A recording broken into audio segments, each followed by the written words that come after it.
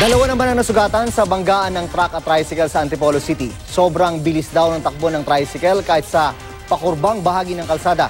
Nakatutok si Katrina Son, exclusive.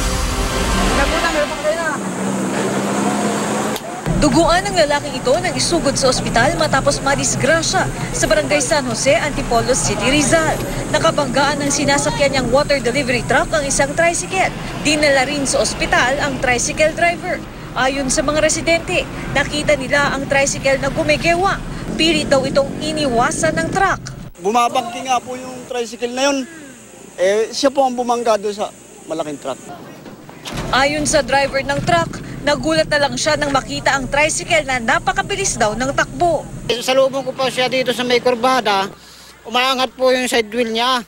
Pinipilit ko po siyang iwasan. Pag-iwas daw niya, dito na tumagilid ang minamanehong truck at tinumbok pa rin ito ng tricycle. Nangyari, ayon sa matuli yung tricycle. Kaya kinain niya yung linya nitong elf.